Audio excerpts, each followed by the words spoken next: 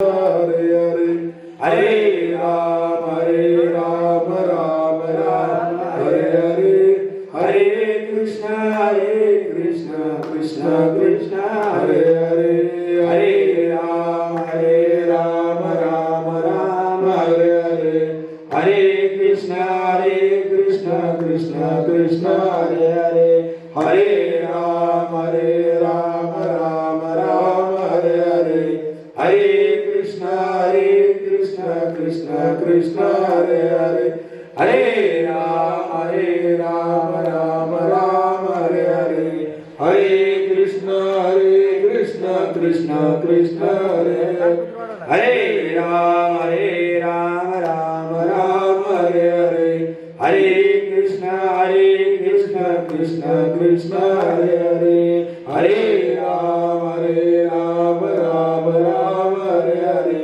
हरे कृष्ण कृष्ण कृष्ण हरे हरे हरे राम राम राम हरे हरे हरे कृष्ण कृष्ण कृष्ण हरे हरे हरे राम राम हरे हरे हरे कृष्ण कृष्ण कृष्ण हरे हरे हरे राम राम राम हरे हरे हरे कृष्ण कृष्ण कृष्ण हरे राम राम हरे हरे हरे कृष्ण कृष्ण कृष्ण हरे हरे हरे राम राम राम हरे हरे हरे कृष्ण कृष्ण कृष्ण हरे हरे हरे राम राम हरे हरे हरे कृष्ण कृष्ण कृष्ण हरे हरे हरे राम राम हरे हरे हरे कृष्ण कृष्ण कृष्ण हरे हरे हरे राम राम हरे हरे हरे कृष्ण कृष्ण कृष्ण हरे हरे हरे राम राम हरे हरे हरे कृष्ण कृष्ण कृष्ण हरे हरे आवाज नाही हरे कृष्ण कृष्ण कृष्ण हरे हरे हरे राम राम हरे हरे हरे कृष्ण कृष्ण कृष्ण हरे हरे अजून आवाज द्या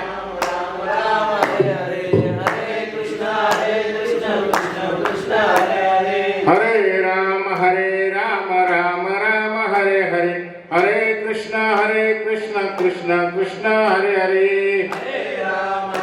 हरे कृष्ण कृष्ण कृष्ण हरे हरे हरे राम राम हरे हरे हरे कृष्ण कृष्ण कृष्ण हरे हरे हरे राम राम हरे हरे हरे कृष्ण कृष्ण कृष्ण हरे हरे हरे राम राम हरे हरे हरे कृष्ण कृष्ण कृष्ण हरे हरे हरे राम राम हरे हरे हरे कृष्ण कृष्ण कृष्ण हरे हरे पुंडलिका वरदे विठ्ठल श्री ज्ञानदेव तुकाराम पंढरीनाथ भगवान भगवान की जय माऊली ज्ञानेश्वर महाराज की जय जगद्गुरु संत तुकाराम महाराज महाराज की जय सिद्धेश्वर महाराज की जय या ठिकाणी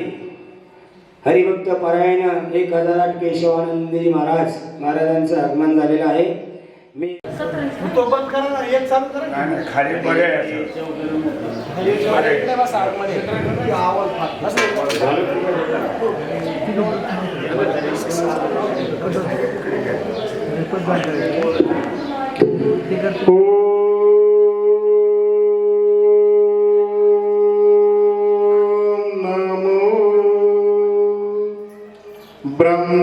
ब्रह्मादिभ्यो ब्रह्मविद्या संप्रदाय कर्तृभ्यो अंशरसिभ्यो महद्भ्यो नमो गुरुभ्यः सर्वोपरि प्लवरहित प्रज्ञान घन प्रत्यगरथो ब्रह्मैवाहमस्मि ब्रह्मैवाहमस्मि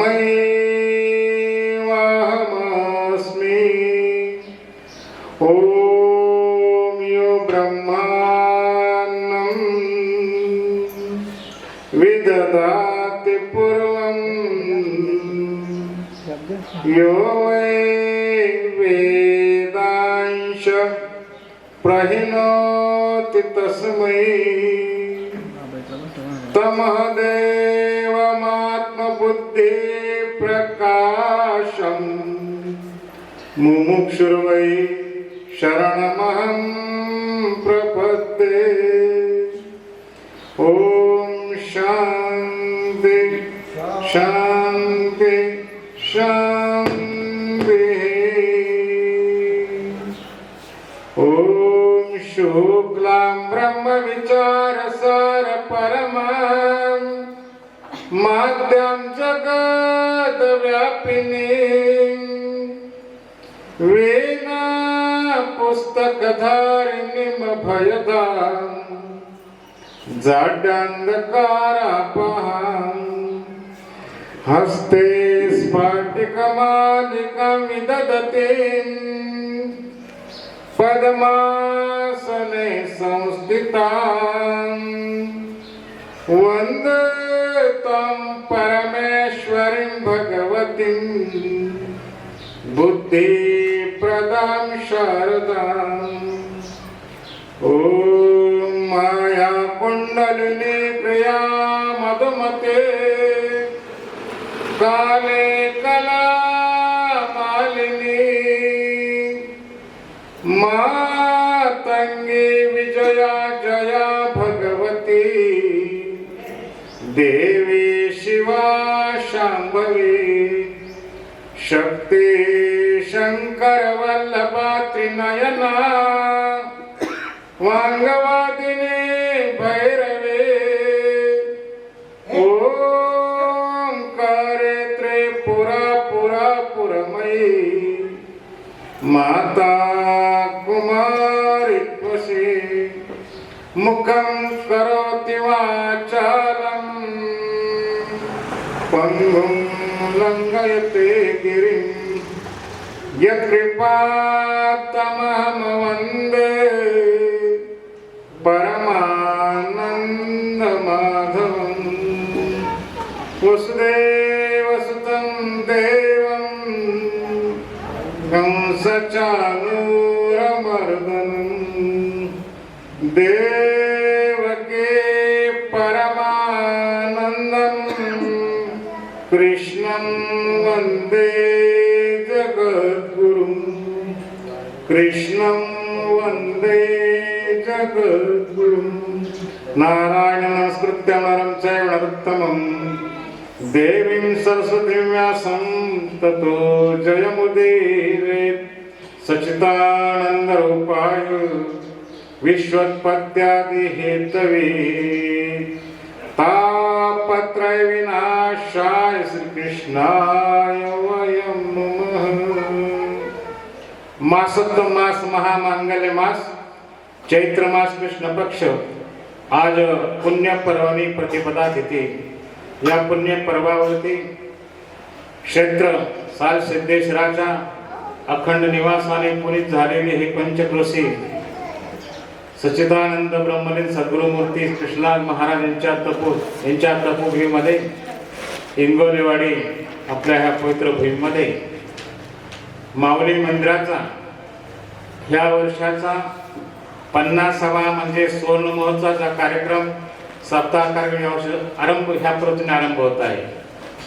माऊलींचं आगमन या भूमीमध्ये होऊन 50 वर्ष पूर्ण झाली आणि सोनेरी वर्षाचा यावर्षी उदय झालेला आहे आणि त्या निमित्ताने आमच्या स्वतंत्र देशाचा अमृत महोत्सव समाप्त होत आहे आणि आमच्या वाडीचा गावचा स्वर्ण महोत्सव सुरू होत आहे।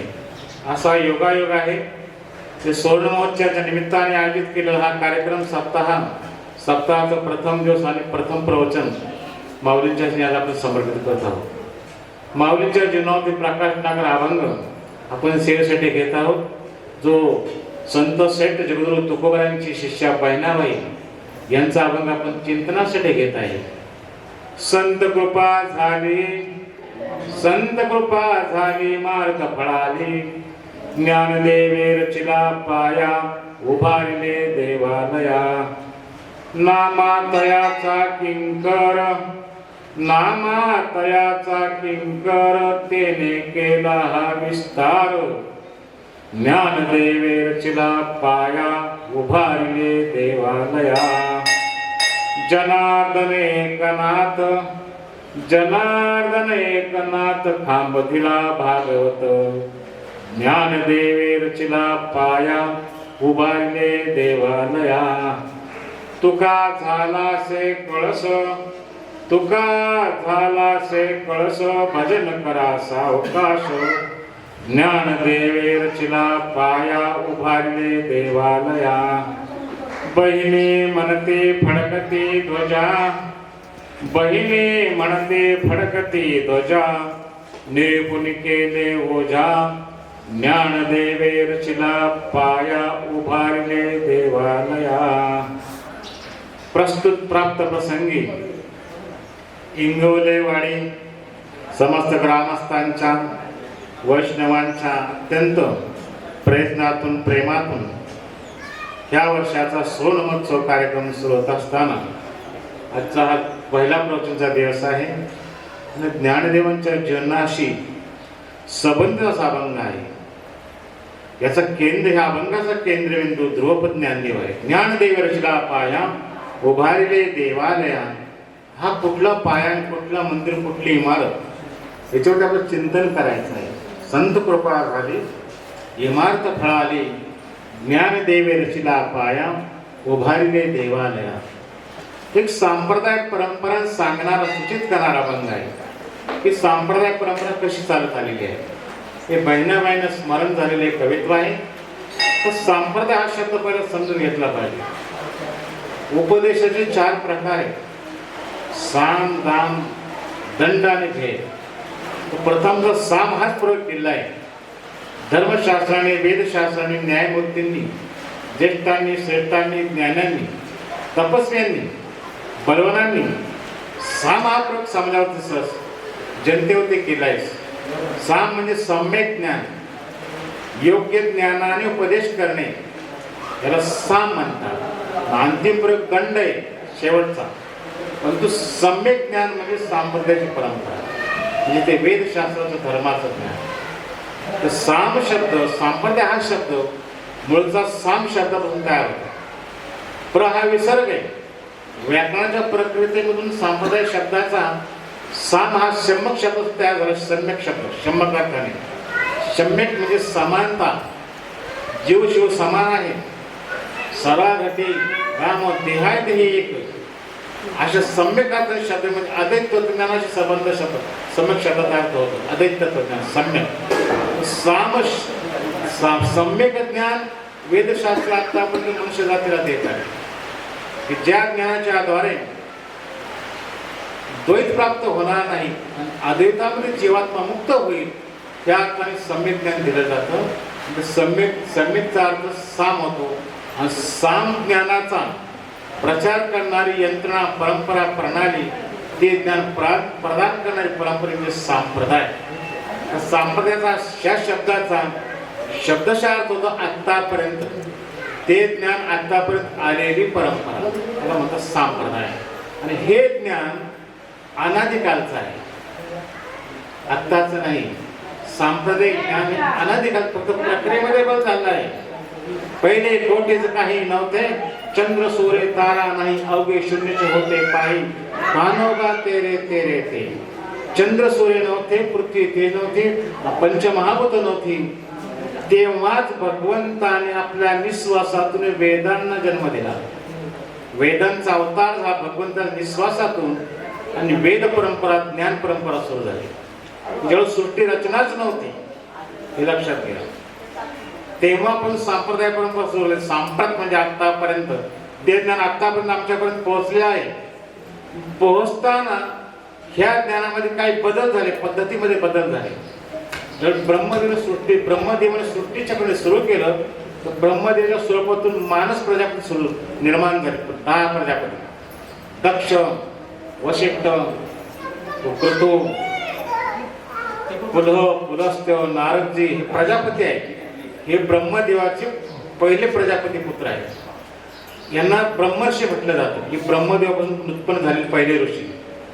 तर ह्या ऋषीने वेदाची परंपरा सत्यकालामध्ये चालवली. सत्यकालानंतर ब्रह्मर्षीची प्रजा वाढल्यानंतर पुढे राजर्षी परंपरा, मनुराजाची परंपरा सुरू झाली. मनुराजा प्रथम आल्या जगामध्ये स्वयंभू मनु. स्वयं आता 7वा मनु चालू आहे, वयोसत मनु चालू आहे. प्रत्येक मनुचं कार्यकाल एकाच युग चौकडे असतो.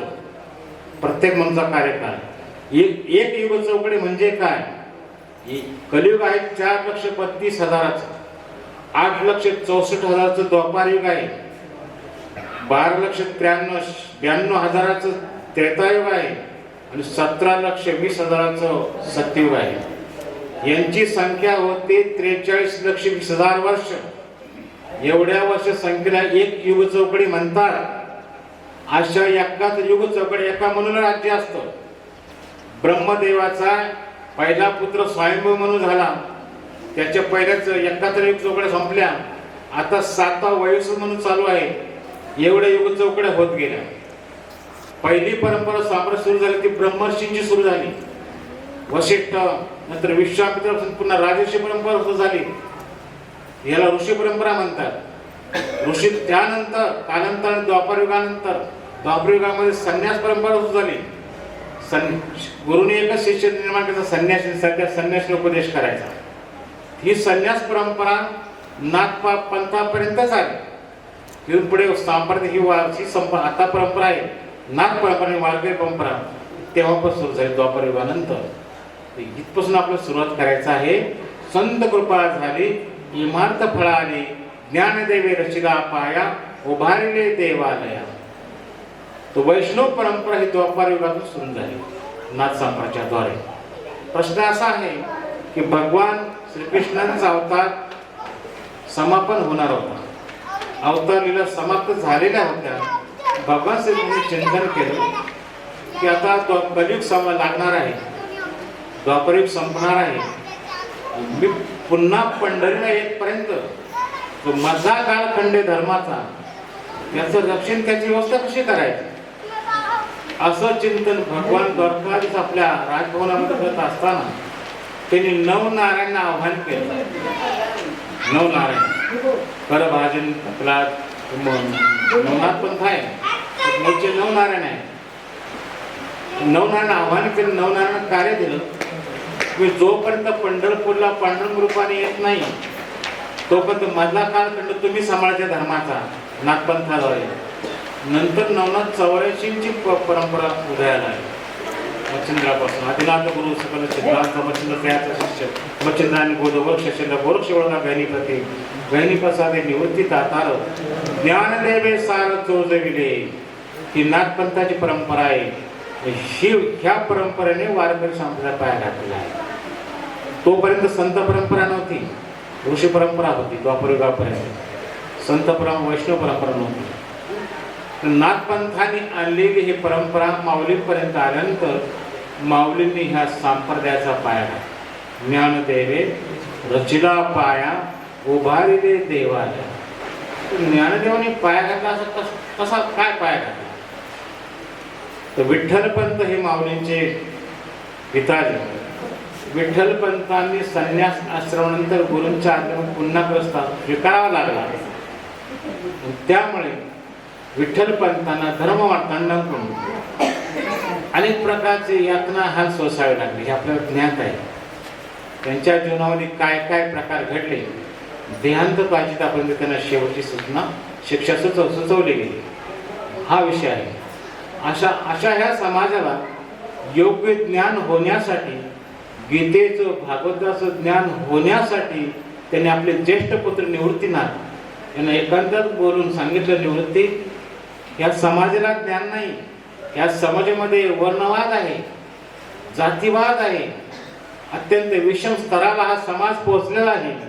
ह्या समाजाला सम्यक ज्ञान सांप्रदायिक ज्ञान झाल्याशिवाय समाजामध्ये शांती आणि एकता नांदणार नाही, परमात्मा सुद्धा अवतार घेणार नाही, अशी परिस्थिती ह्या समाजाची आहे. म्हणून मी संन्यास घेऊन पुन्हा ग्रस्ताश्रम घेतलेला आहे आणि मला नको ते हालापेष्टा झालेले आहे. तर यासाठी उपाय म्हणून तुम्ही समाजाला प्रबोधनपर काही साहित्य ग्रंथ निर्माण करा.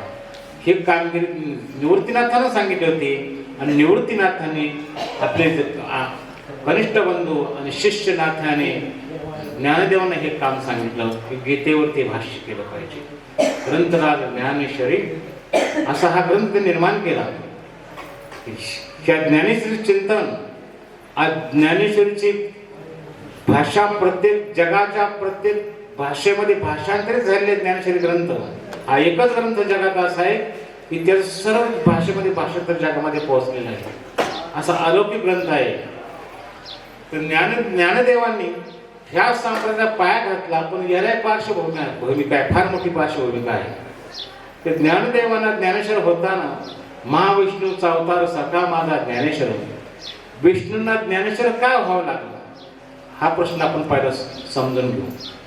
मागच्या मन्वंतरामध्ये, आता मन्वंतर तुम्ही ऐकलेत, एकाहत्तर युगाने मन्वंतर असतं आणि मन्वंतर अंशतः प्रलय होतो, काही भागाचा प्रलय होतो, म्हणजे 60% प्रलय होतो, 40% जनता शिल्लक राहते, त्याला मन्वंतर म्हणतात.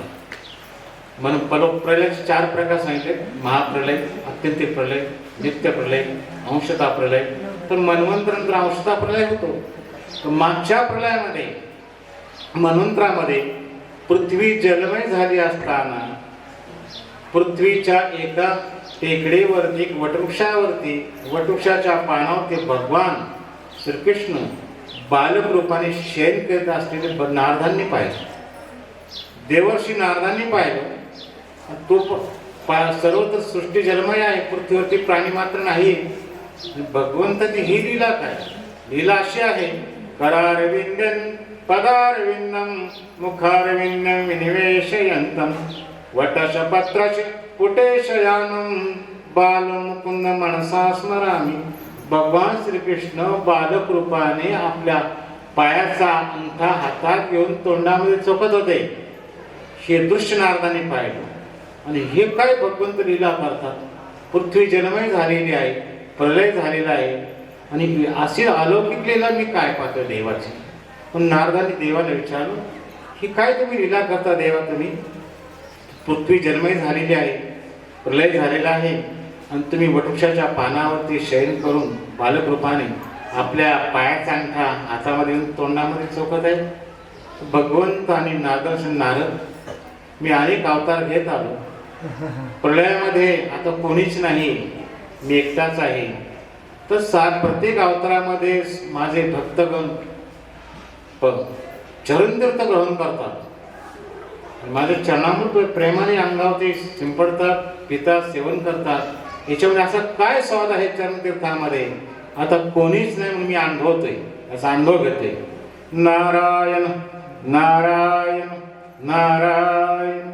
देव असं अनुभव तुम्हाला घेता नाही. तुमच्या चरणामध्ये काय स्वाद आहे याच्यासाठी तुम्हाला आमच्यासारखं भक्त व्हावं लागेल, असं नाही तुम्हाला अनुभव येणार तुमच्या चरणाचा स्वाद काय आहे. पण नारदांना वचन दिलं, मी कलियुगामध्ये पांडुरंगावतारामध्ये नाथ पंथाची समाप्तीच्या वेळेस द्वापर युगानंतर मी अवतार घेईन भक्त रूपाने. म्हणून भगवान विष्णू माऊलींच्या रूपाने, महाविष्णूचा अवतार सखा माझा ज्ञानेश्वर. विष्णू ज्ञानरूपाने अवतीर्ण झाले, आळंदीमध्ये जन्म झाला. त्यांचं भले नेवास ठिकाण ज्ञानेश्वर लिहिली, पैठणजवळ निवास वडिलांचं गाव आहे. परंतु ह्या भावंडाचा जन्म अलंकापूर म्हणजे आजोळी झालेला आहे. ज्ञानदेवांचा जन्म आजोळी झाला. आणि ही सारी भावंड अगोदर वडिलांना देहांत प्रायचित मिळत, हा प्रश्न पहिला समजून घ्या. देहांत प्रायचित म्हणजे काय? देहांत प्रायचित म्हणजे देहदंड नाही, प्राणदंड नाही. मुळात गुरूंच्या आज्ञेवरून विठ्ठल पंतांनी पुन्हा ग्रस्ताचा स्वीकारला, संन्यास झालेला होता. एकदम धर्मपत्नी रुक्मिणीला विचारलं की, हे रुक्मिणी माझं मन ग्रस्त आश्रमात लागत नाही.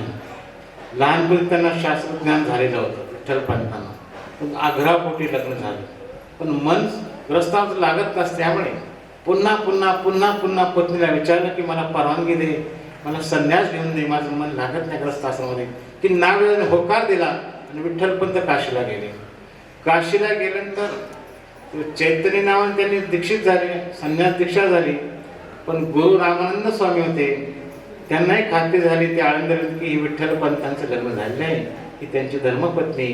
धर्मपत्नीला आशीर्वाद पण देऊन आले गुरु, पुत्रवती पुत्रवती म्हणून. तिने प्रश्न विचारला, महाराज माझे मालक तर संन्यास होऊन गेले, ते काशीला येतात आणि तुम्ही मला आशीर्वाद दिला. तेव्हा ते समस्त लिंग लागले. काशीला रामानंद स्वामी परत आपल्या मठामध्ये आले. विठ्ठलपंत चैतन्य, तुम्ही ग्रस्त आश्रमी आहात, तुमचं अलंकापूर हे निवासस्थान आहे, तुमच्या धर्मपत्नीला रुक्मिणी आहे, तुमची पत्नी वाटपात आहे, तुमची गुरु आज्ञा तुम्ही माघारी जा. संन्यासासन पुन्हा माघारी पाठवलं जात नाही, संन्यासानंतर पुन्हा ग्रस्तासन केला जात नाही, बरोबर आहे. एक गुरु आज्ञा म्हणून तुम्ही जा. तुमच्या कुळामध्ये ब्रह्मवेत्ते जन्म घेतील, 4 ब्रह्मवेत्ते. तुमचं योगदान व्यर्थ जाणार नाही. पण आज कलियुगामध्ये महाराष्ट्रामध्ये वारकरी संप्रदायाचा मोठा प्रादुर्भाव आहे. काही कोटीच्या संख्येने महाराष्ट्रामध्ये तुळशी माल धारक आहेत, वारकरी आहेत कोटीच्या संख्येने. काही लाखांच्या संख्येने कीर्तनकार प्रवचनकार आहेत, काही हजाराच्या संख्येने पंढरपूरला पालख्या जातात. एवढं मोठं संख्याबळ वैष्णव संप्रदायाचं महाराष्ट्राला प्राप्त आहे. याचं एकच कारण आहे, याचं मुख्य कारण जरी ज्ञानदेव आहे, ज्ञानदेव रचला पाया उभारिले देवालया, हे मुख्य कारण आहे या संख्याबळाचं. पण याच्यापेक्षा कटू आणि सत्य कारण विठ्ठलपंत आहे. तर विठ्ठलपंत काशीहून जर आळंदीला आले नसते तर माऊलींचा जन्म झाला असता का? याचं एकच कारण आहे, या संख्याबळाचं एका संन्याशाचं योगदान आहे.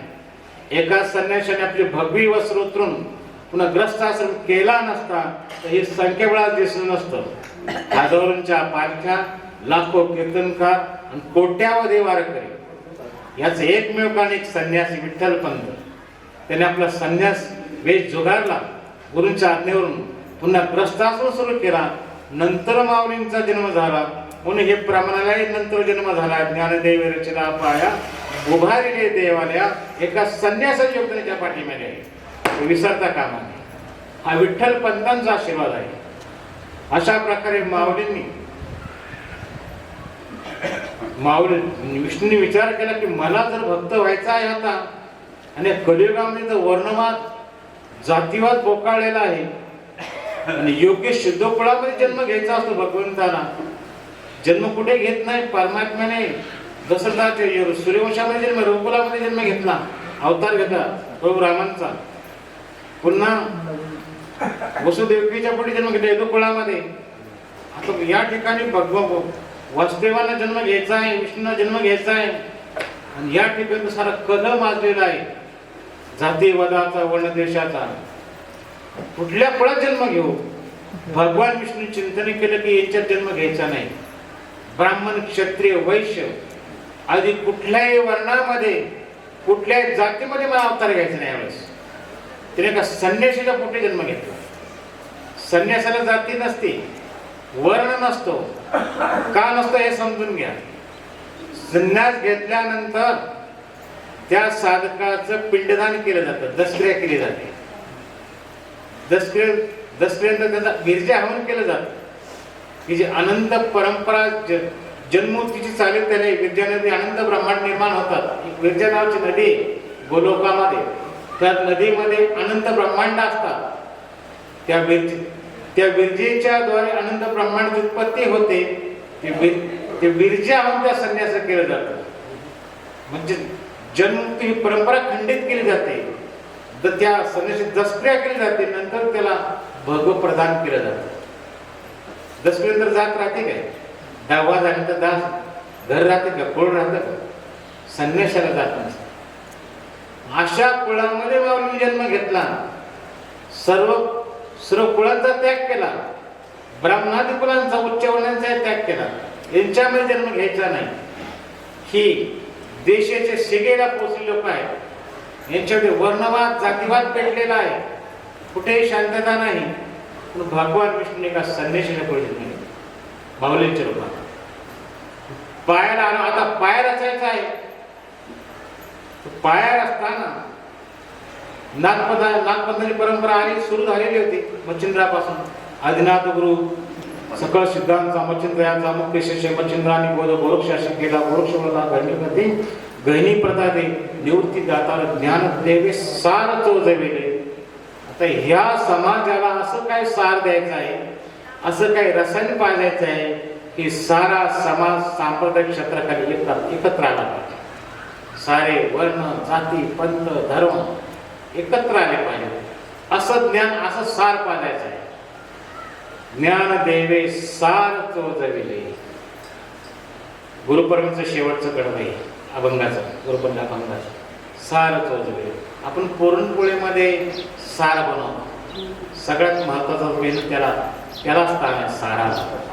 असा सार द्यायचा आहे समाजाला, सर्वांना एकत्र आणायचे कलियुगामध्ये. हे बंड मोडून काढायचे जातीपंथांचं धर्मांचं वर्णवादाचं, असं ज्ञान तयार करायचं आहे. तर चोजविले शब्द या ठिकाणी आहे. माऊलींनी चिंतन केलं की त्या काळामध्ये काय अधिकारी पुरुष होते, चांगल्यासाठी 1400 वर्ष जिवंत असलेले, 14 वेळा मृत्यूला मागं पाठवणारे असे महान योगी होते. काही धर्ममार्तंड होते, वेदवेत्ते, काही तपस्वी लोक होते. या सर्वांना एकत्र आणि सर्वांचं खंडन करायचंय, ज्ञानाचा अहंकार सर्वांचं नष्ट करायचंय आणि एक छत्राखाली सर्वांना आणायचं आहे. तर ज्ञान यांच्यासाठी असं काय ज्ञान पाहिजे की आपण जगाची माता बनलं पाहिजे. ज्ञानेश्वर माऊली झाले, जगाचे माऊली झाले माऊली. आणि ज्ञानरूपी दूध पाजणं शब्द हा तरी ठीक आहे, आणि इथे चोजविणी शब्द आले, चोजविणी. ज्ञान देवे सार चोजविले. चोजविले शब्द व्यवहारात वापरला जात नाही, पण त्याचं अस्तित्व आहे. ज्यावेळेस बाल जन्म घेतो, आईच्या कुशीमध्ये 5 दिवसापर्यंत ते कुशीमध्ये असताना ते स्वतः दूध पिऊ शकत नाही. तर भुकेची जाणीव होते, भूक लागलेली कळते, पण माझं अन्न कुठे हे ज्ञान नाही. मग ते अन्न जरी प्राप्त आहे ते सेवन कसं हे ज्ञान नाही. त्यावेळेस मातेची जबाबदारी पहिल्या 6 दिवसापर्यंत.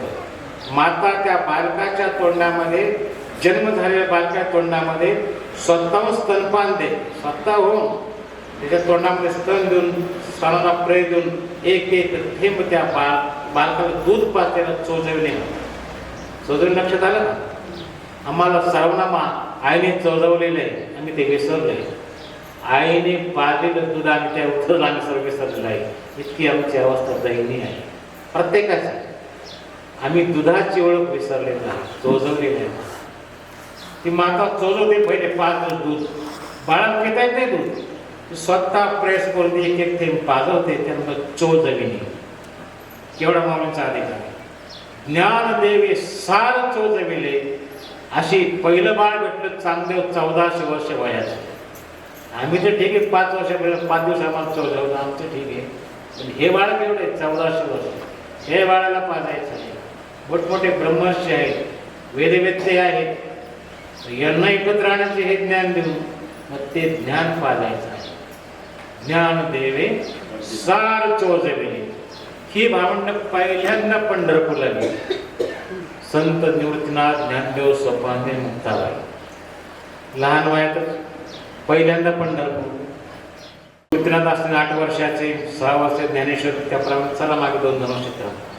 अशा अवस्थेत पहिली वारी पंढरपूरला गेली आणि पांडुरंगासमोर बसले 4ही भावंड. निवृत्ती, ज्ञानदेव सोपाने मुक्ताबाई. माऊलींच्या शेजारी मुक्ताबाई बसली होती. माऊलींना ज्ञान झाले. नारदानं वचन दिलं होतं की मी भक्त होईल आणि भगवंताच्या चरणाचं काय चरणतीर्थ स्वाद आहे तो मी घेईन.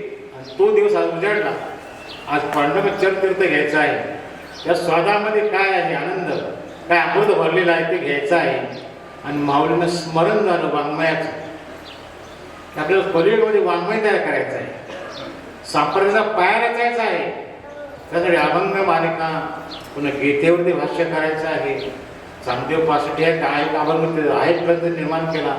एक ग्रंथ हरिपाठ हा स्वतंत्र ग्रंथ आहे. हरिपाठ अभंगामध्ये नाही, हा ग्रंथ स्वतंत्र आहे. हरिपाठ स्वतंत्र स्थान आहे हरिपाठाला. हा माऊलीने घातला पाय संप्रदायाचा. आणि पांडुरंगासमोर माऊलींना स्मरण झाला. अभंग पहिला ध्यानाचा अभंग बोलले, सुंदर ते धाम वेगवेगळे कर्कटे वरे ठेवण्या. हा अभंग नंतर पण रूपाचा अभंग बोलले माऊली. रूप पाहता लोचनी सुख झाले व साजनी. साजनी शब्द प्रयोग केलाय माऊली. तर पहिले अभंग आहेत हे दोन त्यांच्या जीवनात. तर ह्या रूपाच्या अभंगामध्ये माऊली म्हणतात, रूप पाहता लोचनी सुख झाले व साजनी. शेजारी बसली बहीण, आपल्या बहिणीला ते बोलतं संबोधन करतो अभंग. तर साजनी हा शब्द प्रयोग हा पत्नीशी किंवा आपल्या सखीशी मैत्रिणीशी करतात. इतरांची साजनी शब्द वापरला जात नाही. वहिनीला, बहिणीला, आईला, अन्य कोणाही स्त्रीला साजनी बोललं जात नाही.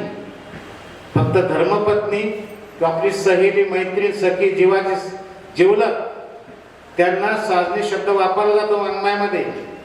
या ठिकाणी सखी बहीण बसली आणि पहिल्यांदा आपण माऊली बोलतो आपल्या मुखातून अवतार कार्य सुरू झालंय.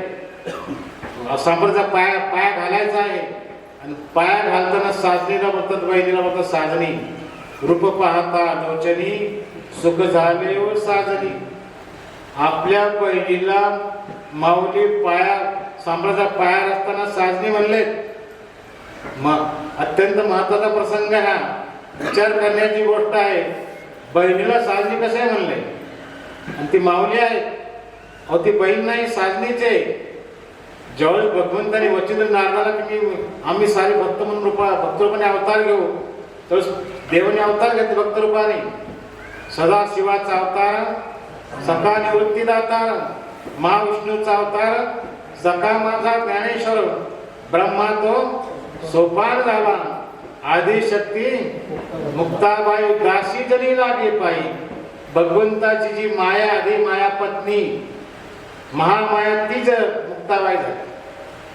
माऊली मूळ स्मरणाप्रमाणे साजनी बोलले, ही माझी आधी माया आहे, माझी पत्नी ही माया आहे. त्या मायेला जागृत केलं. सुख झाले व साजनी या अर्थाने साजनी शब्द आलाय. लक्षात आलास ना बाबा? साजनी शब्द का आला? सख्याबाईला साजने बोलले. रूप पाहता लोचनी सुख झाले व साजनी. अशा प्रकारे हे देवतांनी मनुष्य रूपाने अवतार घेऊन भगवंत भक्तीचा पाया, ज्ञानदेवे रचिला पाया उभारी रे देवालया. आणि एक ग्रंथ ज्ञानेश्वरी आहे. ह्या समाजाला गीतेचं ज्ञान झालं नाही. जर झालं असतं तर हा वर्णभेद जातीभेदचा भडका उडाला नसता. माझ्या ते ध्यान प्रायचं प्राप्त हा प्रसंग ओढवला असता. ध्यान प्रायचित म्हणजे काय सांगता राहिलं. संन्यास घेतल्यानंतर पुन्हा ग्रस्त असा प्रवेश करायचा नाही. आणि हे भांडण धर्ममातांना पैठणला गेलं. पैठणच्या न्यायाधीशांनी धर्मातांना सांगितलं, तुम्हाला देहांत पाहिजे. ध्यान प्रायचित म्हणजे प्राणदंड नाही. ध्यान प्रायचिताचा असा अर्थ आहे की ह्या क्षणापासून हे शरीर संसार कर्मासाठी वापरायचं नाही. प्रत्येक श्वास भगवंताच्या चिंतनासाठी वापरायचा. देहाचा अंत होईपर्यंत ह्या शरीराचा उपयोग फक्त हरिचिंतन, आणि तेही जन्मभूमी सोडून काशी क्षेत्रामध्ये राहायचं आहे, गंगेच्या काठावर. असा ध्यान पाहिजे खरा अर्थ आहे. ह्या अर्थ न घेता आमच्याकडून चुकीचा उपदेश दिला जातो आणि इंद्रियामध्ये आत्महत्या केल्यास सरळ सांगतात कीर्तनामध्ये. असं नाही ते. ह्या क्षणाला गाव सोडायचं, काशीला जायचं, गंगेच्या काठावरती राहायचं, गंगेचंच पाणी प्यायचं, गंगेचं स्नान करायचं, भिक्षा मागायची, देहाचा परिचय द्यायचा नाही. मी कोण आहे हा परिचय द्यायचा नाही. कुठेतरी मठ मंदिराच्या निवाऱ्याला, वृक्ष निवाऱ्याला राहायचं आणि भिक्षा नव्हती जगायचं. शेवटच्या श्वासापर्यंत प्रभूचं चिंतन करायचं, हे ध्यान राहायचं. आणि विठ्ठल पंतांनी घेतलं. झोपेमध्ये मुलांना सोडून ते कास निघून गेले, परत आले नाही, पण ध्यान प्राची झाले. प्राणदंड नाही, आत्महत्या नाही. हा सांगण्याचा फार मोठा घोटाळा आहे, फार मोठा ब्रह्म घोटाळा घडला आहे, असा अर्थ नाही. धर्म मार्तंड म्हणजे सूर्य, धर्माचे सूर्य म्हणजे धर्मज्ञान देणारे, न्याय देणारे. त्यावेळी ब्राह्मण लोक असायचे, शास्त्री आचार्य लोक त्या व्यासपीठावरती बसायचे आणि धर्माचा न्याय द्यायचा. धर्म मार्तंड होते. आता कोर्ट म्हणतात, आता न्यायाधीश म्हणतात. धर्म मार्तंड म्हणजे त्यावेळेस तत्कालीन कोर्ट. तर त्यांना देहांत प्राची शिक्षा झाली, ते काशीला निघून गेले. इकडे माऊलींनी नंतर वडिलांच्या इच्छेवरून, निवृत्तीच्या इच्छेवरून साहित्य रचनेचा उपक्रम हाती घेतला. साहित्य रचना आता अभंग मालिकेत लोक पाहता लोक सुख झाले. सध्या हा पहिला पाय दगड, पायाचा पहिला दगड. ज्ञानेश्वर लिहिताना पहिली ओळी गेली, ओम नमो जी आद्या वेद प्रतिपाद्या जय जय संसर्वेदा आत्मरूपा देवा तोचे गणेशु सकलार्थमती प्रकाशु म्हणे निवृत्तीदासु अवधार जोजी. ही पहिली ओवी आहे. माऊलींनी नेवासाला ज्ञानेश्वरी सर्वश्रुत आहे, सर्वज्ञात आहे. परंतु या पहिल्या 21 ओव्या आहेत नमनाच्या, त्या नेवासाच्या नाहीत. नाथपंथीयांनी वृद्धेश्वर महादेव नगर क्षेत्र आहे, नाथपंथ वृद्धेश्वर महादेव, त्यातले 1 वर्ष अखंड यज्ञ चालवलेला होता. आणि त्या यज्ञामध्ये सर्व स्वर्गातील देवता, कैलासपती महादेव, सर्व नक्षत्राधिपती देवता उपस्थित झालेल्या होत्या. आणि वर्षानंतर यज्ञाची सांगता झाली. सांगतेनंतर यज्ञ देवता विसर्जित केला. भगवान शंकर तिथून गेलेच नाही ना, तिथेच राहून. ते वृद्धेश्वर ठिकाण आहे आणि नाथपंथ ते महत्त्वाचं क्षेत्र मानलं जातं. असं नाथपंथाचं आपलं पवित्र धाम पाहण्यासाठी, दर्शन होण्यासाठी माऊलींचं 4 भावंडांची यात्रा उद्देशनाथला गेली, उद्देशाला गेली. आणि उद्देशाच्या मंदिरामध्ये माऊली बसल्यानंतर माऊलींना स्मरण झालं की आपल्या ज्येष्ठ बंधू गुरुवारी निवृत्तीनाथांनी सांगितलंय आणि वडिलांनी पण सांगितलंय की गीतेवरती भाष्य केलं पाहिजे. गीतेचं ज्ञान ह्या समाजाला झालेलं नाही, म्हणून गीतेवरती प्राकृत भाष्य ग्रंथ लिहिला पाहिजे. म्हणून माऊली त्या ठिकाणी त्यांना मंगलाचं स्मरण झालं उद्देशाच्या मंदिरामध्ये. आणि पहिली ओळी स्मरण झाल्या या ठिकाणी, ओम नमो जी आद्या वेद प्रतिपाद्या जय जय संसर्वेद आत्मरूपा. पहिल्या 21 वेळा नमनाच्या संतपाल, सरस्वतीपाल, गुरुपाल हे नमन 21 वेळा झाल्यानंतर उर्वरित ग्रंथ नेवासा लिहिला आणि तो सच्चिदानंद बाबांनी लिहिला. माऊलींनी फक्त सांगितलेलं आहे. एका प्रेताला उठवलं, त्या प्रेताकडून हे कार्य करून घेतलं. तो ती मोठी आख्यायिका आहे, आपल्या आख्यायिकेकडे जायचं नाही. तर ह्या ओवीची चिंता आता करायची. हा पायाचा दगड आहे, ही ओवी नाही. ज्ञानदेवे रचला पाया उभारले देवालया, त्या पायाचा हा दगड आहे. तर हे देवालय समजून घ्या. संत कृपा झाली, इमारत पळाली. ही इमारत काय?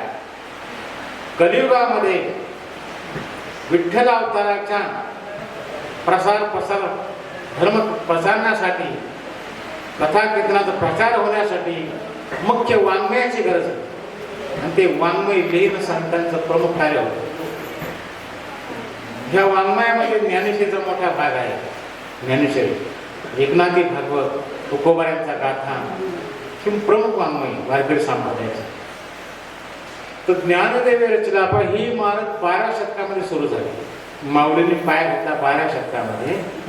आणि 16 शतकानंतर तुकोबाऱ्यांनी 3500 अभंग गाथा निर्माण करून कळस लावल्या संप्रदायाला. इतके वर्ष या इमारतीचं काम चालू होतं. आरंभ झाला 12 शतकात ज्ञानदेव रचला पाया आणि कळस लागला 16 शतकानंतर तुकोबाऱ्यांकडून. तुका झाला शे कळस भजन करा साप, असे इतका वर्ष काम चालू होते इमारत उभी करण्याचं. याला सांप्रदायिक वाङ्मयीच इमारत. 400 वर्षे वाङ्मय रचनाच चाललेली होती वारकरी संप्रदायासाठी. 400 वर्ष.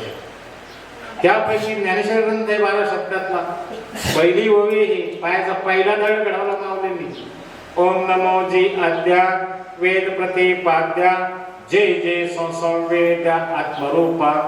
पायाचा दगड घडवताना, पहिली ओळी लिहिताना, गीतेवरती भाष्य करताना ज्ञानेश्वरीमध्ये 9000 पेक्षा जास्त ओळी आहेत. एवढ प्रत्येक ओळीमध्ये 16 ते 22 23 शब्द येतात, 24 येतात प्रत्येक ओळीमध्ये. एवढ्या हजारो शब्दांमध्ये माऊलींनी अद्या शब्दाला पहिला क्रमांक दिला ज्ञानेश्वरीमध्ये. या शब्दाला काय महत्व आहे ज्ञानेश्वरीच कळत काय महत्वाचा शब्द आहे. परंतु हा शब्द आमच्या बोली भाषेत वापरला जात नाही, व्यवहारात नाही वापरला जात अद्या शब्द. पण माऊली पहिला शब्द ज्ञानेश्वरी त्याला स्थान दिले. ओम नमो जी अद्या. असा काय महत्वाचा शब्द माऊलींना वाटला आणि हा नमनाचा शब्द आहे. ह्या एकाच शब्दातून माऊलीने परमात्म्याचं नमन केलं आहे, ईश्वराचं. हा शब्द माऊली महत्वाचा वाटण्याचं कारण हा शब्दाला अनेक प्रकारचे अर्थ पैलू आहे. एक अर्थ आहे परमार्थवाचक, एक अर्थ आहे सत्तावाचक, एक दिशावाचक अर्थ आहे. या अर्थ समजा एक कालवाचक अर्थ आहे. एवढा अर्थ या शब्दामध्ये आहे. कालवाचक म्हणजे आधी अनादिपूर्वी तो परमात्मा होता. अद्या शब्द म्हणजे अनंत काळापूर्वी आद्य जे तत्व होतं, अनादि जे तत्व होतं त्याला अद्या म्हटलेलं आहे. म्हणजे या ठिकाणी कालगणनेचा संबंध आला. अद्या आणि कालगणना करताना आमचा वैज्ञानिक युग घड्याळ कॉम्प्युटरने कालगणना करतो, टायमिंग मोजतो, पण तो अद्यासारखं मोजत नाही. वेदाने कालगणना अशी केली आहे की सूर्य शालेय अभ्यासक्रमामध्ये सूर्य स्थिर आहे, त्यामध्ये नवग्रह फिरतात असं कल्पितपणे शिकवलं जातं. परंतु वेदामध्ये असं सांगितलं नाही. वेदामध्ये सूर्य आपला नवग्रह परिवार भ्रमण करीत आहे, अंतरामध्ये पळत आहे आणि सूर्याचं पळण्याचं स्पीड एका क्षणाला 2000 योजन इतकं आहे. सूर्य अंतरामध्ये पळत असताना एका क्षणाला 2000 योजन इतक्या गतीने स्पीडने पळतो. एक योजन म्हणजे काय? एक योजन म्हणजे पंचकोशी, 5 कोस. 5 कोस म्हणजे 10 मैल 15 किलोमीटर अर्थ होतो. एका क्षणाला सूर्य 2000 योजन इतक्या गतीने फिरतात. किलोमीटर काय आता तुम्हाला कॅल्क्युलेशन सांगितलं आता. एका क्षणाला इतके किलोमीटर सूर्य पळतो क्षणाला. आता क्षण समजून घेतला पाहिजे. क्षण म्हणजे काय, नेमकं काय प्रकार आहे. तर सूर्य 2000 योजन इतक्या गतीने पळत असताना एका अणूला ओलांडायला जो वेळ लागतो त्याला अनुकाल वेळ म्हणते. वेदांनी त्याला अनुकाल म्हटलेला आहे, सेकंद नाही. वेदाची कालगणना सांगते. ओम नमो जी आद्या कालवाचक शब्द आहे. आद्या म्हणजे कालगणना, अनादिकालापासून आणि आतापर्यंत. ही कालगणना वेद कशी करीत आहे तर अनुकाल, एका अणूला ओलांडायला जो वेळ लागतो सूर्याला त्याला अनुकाल म्हटलेला आहे. पुन्हा 3 अणूंचा एक मॉलिक्यूल होतो त्याला तसरण म्हणतात. 3 मॉलिक्यूलला 3 तसरण ओलांडायला सूर्याला जो वेळ लागतो त्याला त्रुटिकाल म्हणतात. त्रुटिकाल ही वेदाची कालगणना आहे. 15 त्रुटींची नाडिका होते, काष्टा होते, काष्टा.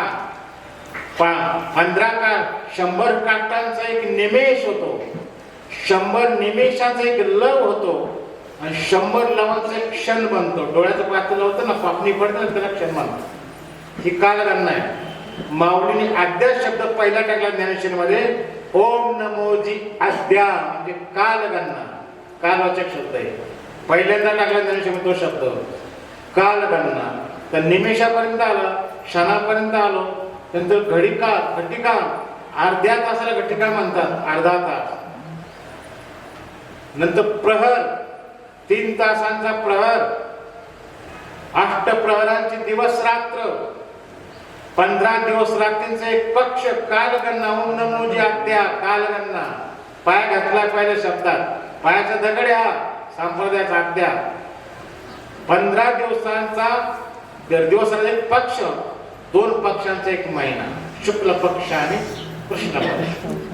2 महिन्यांचा एक ऋतू, वसंत ऋतू, ग्रीष्म ऋतू, वर्षा ऋतू, शरद ऋतू, शिशिर ऋतू.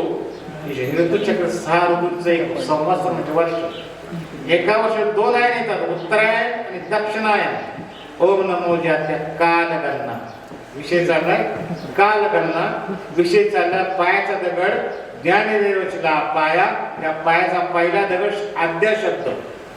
आद्या समजून घ्यायचे, ज्ञानाचे फार लांब आहे, 9000 ओळी आहे, प्रत्येक ओळीमध्ये 22 अक्षर शब्द आहेत, 18 काही 12 शब्द आहेत.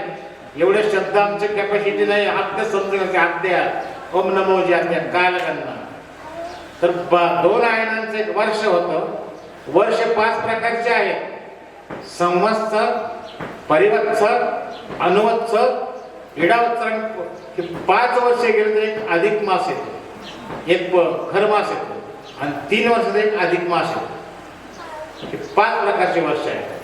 3 वर्षाचा पुरुषोत्तम मास होतो, त्याला अधिक महिना म्हणतात, आणि 5 वर्षाचा एक खर मास येतो, म्हणजे 13 दिवस एक पक्ष येतो, त्याला मलमास म्हणतात. अशा प्रकारे अनेक वर्षांचे एक युग बनतं. 4,32,000 कलियुग. ओम नमो जी आद्या, आद्या शब्द चाललेला आहे. 4,32,000 कलियुग, 8,64,000 द्वापार युग, 12,96,000 त्रेतायुग, 17,20,000 सत्ययुग. 43,20,000 वर्षाची एक युग चौकडी बनते. ही युग चौकडी 1000 वेळा गेल्यानंतर ब्रह्मदेवाचा एक दिवस पूर्ण होतो, त्याला कल्प म्हणतात. कल्प तेवढीच रात्र, त्या रात्री पुन्हा नैमित्तिक प्रलय होतो. अशा प्रकारे ब्रह्मदेवाचे 100 वर्ष पूर्ण झाल्यानंतर ब्रह्मदेवाचं आयुष्य संपतं, त्याला महाप्रलय म्हणतात. पुन्हा दुसरी प्रजा सुरू होते, दुसरे सृष्टीचक्र सुरू होतं. याला आद्या शब्द माऊलीने वापरलाय, कालगणना. ही कालगणना आपण एक ह्या अर्थाने समजून गेला. आद्या शब्द एक अर्थ आहे परमात्मा वाचक. आधी अनादी फक्त एकच परमात्मा होता. पहिले कोटेच काही नव्हते, चंद्र सूर्य तारा नाही, अवघे शून्यच होते पाही, कानोबा तेरे तेरे ते.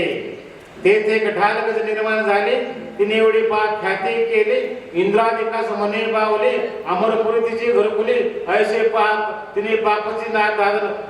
तो जन्म ती मुळची कन्याकुमारी, तो जन्मला ती चौधरी, ऐसे पाहत नवलपरी. ती आधी माया तिने परमात्म्यालाच पती बनवलं. परमात्मा तिच्याच कुठे पुन्हा जन्माला आला. ब्राह्मणचा अवतार झाला कुठं? मायेच्याच कुठे झाला ना. माया ही परमात्म्याची, मायेच्या वेळी परमात्मा प्रकट होतो. परत ती मुळची कन्याकुमारी, तिचा बाप तो ब्रह्मचारी, तो जन्मला तेची उदरी, ऐसे पाहता नवलपरी, कानोबा तेरे तेरे ते. अनंत युगांपूर्वी, अनंत काळापूर्वी फक्त एक ब्रह्मतत्व होतं, फक्त परमात्मा होता. त्या परमात्म्याला माझा अनेक प्रकारे विस्तार होण्याची इच्छा झाली. कुणी एकले न कंठे म्हणे येणे केली निर्माण चौदा भवने, गगन मेघ सूर्य चंद्र तारांगणे, पाचमा होते भौतिके भिन्ने भिन्ने हो. त्यांनी पंचमा होता ते निर्माण केलं, माया निर्माण केली, आणि सृष्टी चक्र सुरू केलं. हा परमात्म्याचं रूप आहे. ही माया दिसते, ही माया नसून, पृथ्वी नसून, आकाश नसून, हे परमात्म्याचाच विस्तार आहे. एकच परमात्म्याला अद्वैत ज्ञान म्हणतात. जोपर्यंत अद्वैत ज्ञान प्राप्त होत नाही तोपर्यंत जीवात्मा मुक्तीला प्राप्त होत नाही. द्वैतामध्ये मुक्ती नाही, द्वैतामध्ये जन्म आणि मुक्ती आहे. पुनरुपी जननम पुनरुपी मरणम पुनरुपी जन्नी जैत्रे शयनम, हे संसारे कृतस्तारे कृपया पाहे पाहे मुरारे, भज गोविंदम गोविंदम भज मूढमते. भक्ती ही अद्वैतासाठी आहे, आणि ती भक्ती ज्ञान होण्यासाठी प्रथम अद्वैत दृष्टी प्राप्त होईल लागते. काही ऐशी दृष्टी पाहता होईन, अवघे हे जन देखे डोळा ब्रह्मरूप. तो कोबऱ्याने पहिली देवाला मागणी घातलेली आहे, पहिले मला हे दे देवा, नको इच्छा निंदा द्वंद अवघा गोविंद निसंदेह. नर नारी बाळे अवघा नारायण ऐसे माझे मन करी देवा. की देवाला भक्ती करायची आहे, पण व्यवस्था माझी लावून द्या. पहिली ती व्यवस्था अशी करून द्या मला सर्वत्र नारायण दिसला पाहिजे. नर नारी बाळे अवघा नारायण अशी मला दृष्टी द्या पाहिजे. नाही तर मी फसत राहील. ही महिला आहे, पशु आहे, व्याघ्र आहे, ही गाई आहे, ही जमीन आहे, आकाश आहे, ह्या द्वंद्वामध्ये मी फसून जाईल. आणि त्या फसल्यामुळे आता मी कित्येक जन्म भोगत आलेला आहे. आता मला फसायचं नाही म्हणून तुकोबरायांनी नुसतं देवालाही सांगत नाही टाकलं, आपल्या स्वतः इंद्रियांना पण आज्ञा केली आहे, घे घे माझे वाचे गोड नाम विठोबाचे, तुम्ही ऐका रे कान माझ्या विठोबाचे गुण. मनात येते धाव घे राहे केशवाचे पायी. प्रत्येक इंद्रियांना वाचेला मनाला कानाला काम दिलं. तुम्ही एकच काम करा, फक्त परमेश्वर भजन करा आणि देवाकडे मागून घेतलं की मला अशी दृष्टी द्या. नंतर तुकोबऱ्यांना योग्य ती अवस्था प्राप्त झाली. अवस्था पर्यंत काय करायची असते, त्या जगताच्या रोडवरती जर तुम्हाला पात्र परिचय करायचा आहे, रोल वटायचा असेल, आपली योग्य स्थिती पाहिजे. भक्तीचा रोल करायचा असेल, इंद्रियांची योग्य ठेवण पाहिजे, ईशांचा योग्य वेळेस त्याग केला पाहिजे, संसार वासाचा योग्य वेळेस त्याग केला पाहिजे, तरच हे शक्य आहे. हे युनिफॉर्म शक्य नाही. माळ गंध ही युनिफॉर्म आहे, हा गणवेश आहे, गणवेशाने शक्य नाही. एखाद्याने शिवाजी महाराज गणवेश घातला आपण खान मारू शकत नाही, तो नाट्य गणवेश झाला. हे नाटक नाहीये, हे प्रत्यक्ष आहे. प्रत्यक्ष आम्हाला अंगी आणायची अवस्था. म्हणून माऊलींनी ज्ञानेश्वरीमध्ये पहिला शब्द अध्याय घालताना परमात्माचा क्षार्थ तो अध्याय शब्द परमात्मा वाचक की आदि अनादि सत्ता परमात्म्याचे आहे. कालवाचक परमात्मा वाचक. ओम नमो जी अद्या एक अर्थ आहे दिशा वाचक. आता आद्यामध्ये दिशा काय भानगडे, तो परमात्मा सर्वोच्च ठिकाणी आहे. गीतेमध्ये 15 अध्याय पुरुषोत्तम योगाचा ऊर्ध्वमूलमद शाखम अश्वत्थम प्राहुर्वेयम छन्नाशश परमाणि यस्तम सवेद सवेदवेयी. पुरुषोत्तम म्हणजे परमात्म्याचं वर्ण स्वरूपाचा. तो परमात्मा पुरुषोत्तम सर्वोच्च स्थान आहे, त्याच्यापेक्षा उच्च स्थान कुणाचंच नाही. उच्च म्हणजे ही दिशा आहे, अधिकार पण आहे, अधिकारार्थाने पण आहे. समजा आमची गावची एक व्यक्ती दिल्लीला आहे एखाद्या पदावरती, आम्ही म्हणतो आमचा मग सर्व उच्च ठिकाणी आहे. उच्च म्हणजे तो आकाशात नाही, तो सत्तेने उच्च ठिकाणी आहे. सत्तार्थाने शब्द आहे अद्या. आणि एक दिशा वाचक आहे. ऊर्ध्व ही दिशा आहे, वरती जे बोलतो ना ही एक दिशा आहे. पूर्व पश्चिम दक्षिण मुख्य दिशा, आग्नेय नैऋत्य वायू ईशान्य उपदिशा, अधो म्हणजे खाली, ऊर्ध्व म्हणजे वरती. ह्या 10 दिशा आहे, दश दिशा आहे. अध्या शब्द दिशावाचक आहे, परमात्मा वाचक आहे, काल वाचक आहे, परमात्मा सत्ता वाचक आहे. आणि एका शब्दाने माऊलींनी ज्ञानेश्वर नमन पूर्ण केले आहे. ओम नमो जी अद्या वेद प्रतिपाद्या. पुढे नंतर दुसरा शब्द वेद हा शब्द टाकलेला आहे. 2 नंबरला वेद शब्द आहे ज्ञानेश्वरीमध्ये. पहिला अद्या वेद शब्दाला स्थान देण्याचं कारण, हा धर्म वैदिक आहे, हिंदू नाही. हिंदू ही संस्कृती आहे. परकीय लोक इतिहास काळामध्ये भारतामध्ये येताना खैबर खिंडीतून यायचे. त्यावेळेस जहाजांचा विकास नव्हता, हवाई जहाज विमानांचा विकास नव्हता, पायीच प्रवास चालायचा. आणि एकच रस्ता होता भारतात येण्याचा, खैबर खिंड. उत्तरेकडून हिमालय होता, तिन्ही बाजूने समुद्र आहे, प्रवास बंद आहे. पेशवर प्रांतातून परकीय नागरिक भारतामध्ये यायचे. येणाऱ्यांना आम्ही अनार्य म्हटलो, आर्य म्हटलो. आर्यला आर्य, स्थायी अनार्य. जे बाहेरून आले आर्य ते हिंदुस्थानामध्ये येताना त्यांना पहिले सिंधू नदी लागायची. हिंदुस्थानामध्ये राहणारे लोक संपूर्ण त्यांनी पाहिली. हिंदुस्थानचा दाखवून हिंदुस्थान आहे. सिंधू आणि हिंदू एकच शब्द आहे, वेगळे नाही. दोन्ही एकच अर्थ आहे, हिंदुस्थान आणि हिंदुस्थान. पहिलं सिंधू प्रांत लागायचा, सिंधू नदी लागायची. सिंधू प्रांतात राहणाऱ्या लोकांची संस्कृती म्हणजे हिंदू संस्कृती, सिंध संस्कृती. म्हणून आम्ही हिंदू धर्म, हिंदू धर्म नसून संस्कृती आहे. धर्म आहे वैदिक सनातन धर्म. सनातन म्हणजे अनंत काळापूर्वी होता, अनंत काळानंतरही राहणार, संपणार नाही, याला म्हणतात सनातन. वैदिक म्हणजे ज्याचा आधार वेद आहे. प्रत्येक धर्माला धर्मशास्त्र आहे. या धर्मात धर्मशास्त्र वेद आहे, म्हणून वैदिक धर्म आहे. ख्रिस्ती धर्माचं ग्रंथ बायबल आहे, इस्लामचं कुराण शरीफ आहे. प्रत्येक धर्माला आपलं धर्ममत आहे. प्रत्येक धर्म आमच्या त्यांचे धर्मग्रंथ आहे. आमचं धर्मशास्त्र वेद आहे. वेद म्हणजे नेमकं काय? हे वेद कोणी निर्माण केलेले नाही. जगातील सर्व ग्रंथ लिहिलेले आहेत ऋषीमुनींनी, साधू संतांनी.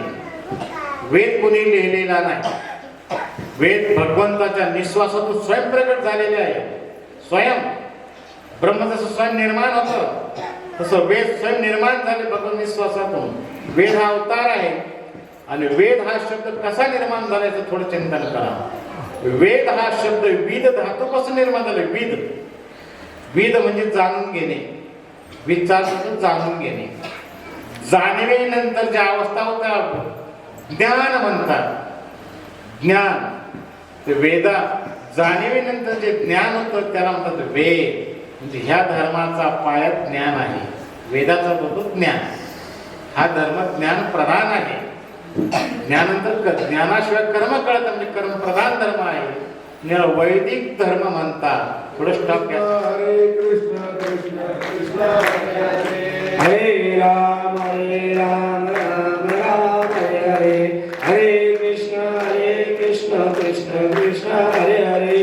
हरे राम राम राम हरे हरे. हरे कृष्ण कृष्ण कृष्ण हरे हरे. हरे राम राम राम हरे हरे.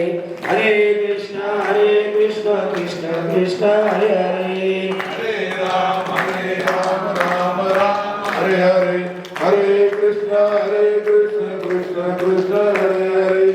हरे राम राम हरे हरे. हरे कृष्ण कृष्ण कृष्ण हरे हरे. हरे राम राम हरे हरे. हरे कृष्ण कृष्ण कृष्ण हरे हरे. हे बघा रेकॉर्डिंग चालू आहे. कोणी आवाज करू नका. वेदो किलो धर्म मूलम असे सूत्र आहे. वेदो किलो धर्म मूलम. वेद धर्माचं मूळ आहे. ते हा वैदिक धर्म आहे. आमच्या धर्माचं शासन वैदिक सनातन धर्म. आम्ही सारे वैदिक धर्माचे आलेले आहोत. जगामध्ये अनेक धर्मांचे रेकॉर्ड नाव आहे. पण ते धर्म नाही, ते अधर्म आहेत हे समजून घ्या. धर्म जर म्हटलं तर त्या धर्मामध्ये मांसाहार, व्यभिचार, भ्रष्टाचार, अत्याचार, मद्यपान हे केलं जात नाही. तो अधर्म आहे. ज्या धर्मामध्ये केलं तो धर्म तो अधर्म आहे. वैदिक धर्माला हे मान्य नाही. वैदिक धर्माची आज्ञा आहे मातृदेव भव, पितृदेव भव, आचार्य देव भव, अतिथी देव भव. देवपित्री कार्याभ्याम प्रमदितव्यम, स्वाध्याय केंद्राभ्याम प्रमदितव्यम. ज्येष्ठांची साधुसंतांची अति सेवा करा. मांस खाऊ नका, सुरापान करू नका. ही वेदाची आज्ञा आहे. वैदिक धर्मामध्ये हे केलं. ज्या धर्माची आचारसंहिता पाळली जाते त्याला धर्म म्हणतात. ज्या धर्माची आचरण तो अधर्म आहे. मांसाहार करणे हा धर्म नाही, अधर्म आहे. पण जगामध्ये बाकीची सगळी या निष्ठ आहे धर्म ती अधर्माची निष्ठ आहे असं स्पष्ट आहे. त्याच्यात काही खोटं नाही. ते अधर्म आहे. आणि परंतु अधर्माचं प्राबल्य जास्त आहे. आज जगामध्ये 112 राष्ट्र ख्रिस्ती धर्माचे आहेत. 56 देश इस्लाम धर्मीय आहे. 16 राष्ट्र बौद्ध धर्मीय आहे. भारतच देश फक्त हिंदू मानणारा देश आहे. भारतामध्ये 60% हिंदू आहेत, 40% अन्य आहे. म्हणजे जो मूळ सनातन धर्म इतका छोटा आहे मोठ्या जगामध्ये. एवढा छोटा कमी असून सुद्धा याचा बिमोड होत नाही. सनातन राहतो, अखंड राहतो. याचं नेमकं काय कारण? संख्याबळांचं फार कमी मोठ्या जगात हिंदूंचं, आणि तरी याचा बिमोड होत नाही. याचं एकच कारण आहे यदा यदा धर्मस्य ग्लानिर्भवति भारत अभ्युत्थानं धर्मस्य तदात्मानं सृजाम्यहं परित्राणाय साधूनां विनाशाय दुष्टानां धर्म संस्थापनार्थाय संभवामि युगे युगे. की हा धर्म रक्षण करण्यासाठी परमात्मा अवतारले. हा धर्म संपून देत नाही. भगवंताने गीतेमध्ये वचन दिलंय या श्लोकातून अर्जुनाला की माझं मुख्य अवतार घेण्याचं हेतू काय आहे? परित्राणाय साधूनां. पहिली माझे कर्तव्य साधूंचं रक्षण. साधू शब्द आलेला आहे गीतेमध्ये भगवंताच्या मुखातून बरं का, संत मुखातून शब्द नाही ना. परमात्म्याची वाणी परित्राणाय साधूनां. मी साधूंच्या रक्षणासाठी अवतार घेतो. साधू शब्द वापरलाय, संत शब्द नाही, ऋषी नाही. ब्राह्मण नाही, भक्त नाही, साधक नाही, योगी नाही, मुनी नाही, हे सर्व शब्द बाजूला ठेवले. भगवंताने साधू शब्द वापरलाय. परित्राणाय साधूनां, साधूंचं रक्षण झालं तर सर्व सुरक्षित राहतील. ब्राह्मण, ऋषी, मुनी सगळे सुरक्षित राहतील. आणि साधूला मुळाला पाणी घातलं पाहिजे. मुळाला पाणी घातल्यानंतर फळं, फांद्या, शाखा, पानांना पाणी पोहोचतं. साधुत्वामध्ये ब्राह्मण असते पण ब्राह्मण साधू नसते. साधूमध्ये सर्वांचे गुण आहे. साधूमध्ये ब्राह्मणांचा गुण आहे, त्यागाचा गुण आहे, वैराग्याचा गुण आहे, अध्ययनाचा गुण आहे, तपश्चर्याचा गुण आहे, दयेचा गुण आहे, परोपकाराचा गुण आहे. पण तो ब्राह्मणामध्ये साधुत्व असेल असं नाही. वैष्णव आहे पण त्याग नसणार आहे. प्रपंचाचा उपाधी मागे लागलेली आहे. संसार मोह सुटलेला नाही. वैष्णव आहे पण साधुत्व नाही. साधुत्वामध्ये सर्व गुण आहे पण साधुत्वाचं रक्षण केलं तर धर्माचं रक्षण होईल. मग भगवंत अर्जुनाला सांगतात माझा अवतार घेण्याचं पहिलं कारण परित्राणाय साधूनां, दुसरं कारण विनाशायच दुष्कृतां, हे दुष्कर्मांचं विनाश करण्यासाठी मी येतो. रावण काय दुष्कर्म करणार आहे, कंस काय करणार, त्यासाठी मी येणार आहे. त्याला बंधन करण्यासाठी. विनाश दुष्कृतां धर्म संस्थापनात आहे तिसरं कारण माझं. हा वैदिक धर्म रक्षण करण्यासाठी, स्थापन करण्यासाठी. मी संस्थापक नाही, याचं पुनर्स्थापन करण्यासाठी येतो. हा धर्म कोणी स्थापन केलेला नाही म्हणून पुन्हा स्थापन होण्यासाठी मी तो भगवंत म्हणतात, स्थापन करण्यासाठी नाही. हा मुळातच स्वयंभू धर्म आहे. वैदिक धर्म कोणी स्थापन केलेला नाही, शंकराचार्यांनी पण केलेला नाही. हे पुनर्स्थापक आहे. कोसळलेले घडे पुन्हा उभे करायचे, पडलेलं. यदा यदा धर्मस्य ग्लानिर्भवति भारत अभ्युत्थानं धर्मस्य तदात्मानं सृजनं परित्राणाय साधूनां विनाशकृतं धर्म संस्थापनार्थाय संभवामि युगे युगे. संभव म्हणजे पुन्हा पुन्हा मी युगानुयुगे येतो. आणि येताना मी अनेक प्रकारच्या अवतारांचं प्रयोजन करतो.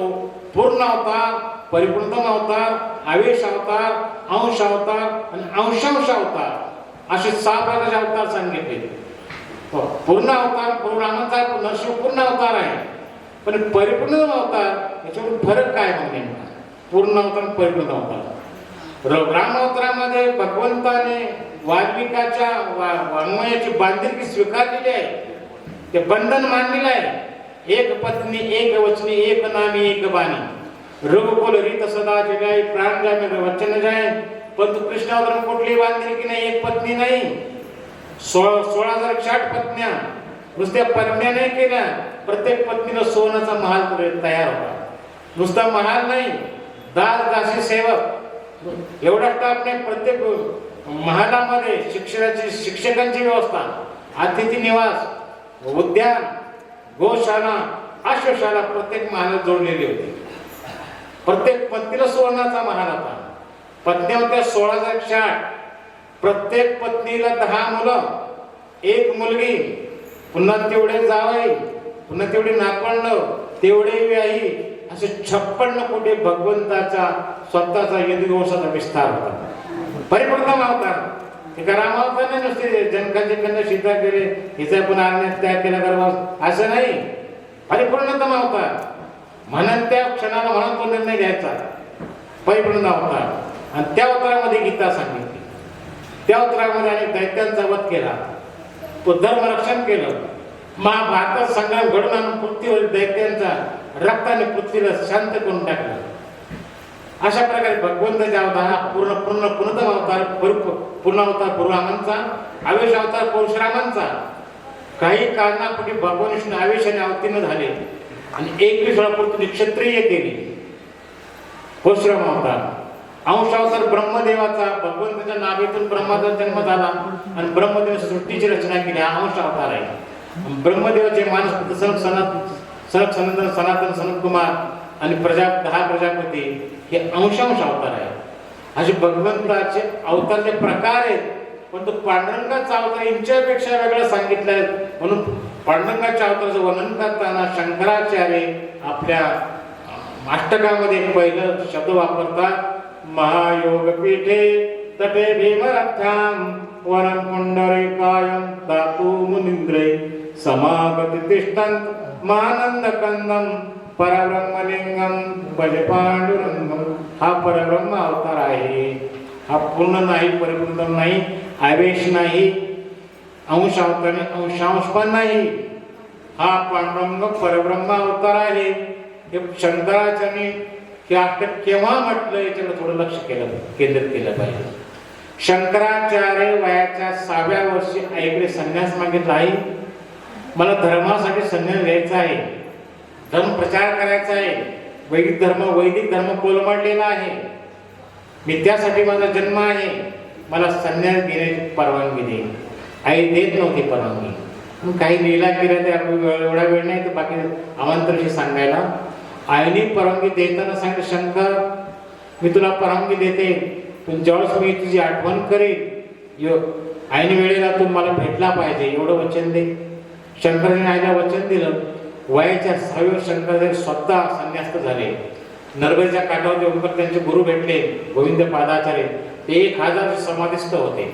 शेषनारायणचा अवतार होता आणि भगवान शंकर अवतार घेणार होते, ते थांबलेले होते समाधीमध्ये त्यांना दीक्षा देण्यासाठी. शंकरच शंकराचार्य झाले होते आणि शेषनारायण गोविंदपाद झालेले होते. गोविंद पादाचार्य 1000 समाधीला बसले होते शंकरांची वाट पाहत. ते शंकर येणारे अवतार घेऊन ते शंकराचार्य झाले. शंकरम शंकराचार्य केशवम बादरायणम सूत्रभाषको वंदे भगवंतो पुन्हा पुन्हा. शंकराचार्याने वैदिक वाङ्मयाचा विस्तार केला. माऊलींनी गीतेचा आणि सांप्रदायिक ज्ञानाचा विस्तार केला. हे सर्वांचं वेगळं साहित्याचं कार्य. ह्या साहित्यालाच पाया म्हटले. ज्ञानदेव रचला पाया म्हणजे साहित्याचाच अर्थ आहे. हे वाङ्मय तयार करणे हा पाया करा. आज हे साहित्य नसतं, आम्ही कथा कीर्तने केली नसती, भजन केलं नसतं, अभंग नसते, तर हरिकथा झाल्या नसत्या, कीर्तन झाले नसती. याचा मुख्य साधन आहे पाया म्हणजे वाङ्मय, संत वाङ्मय.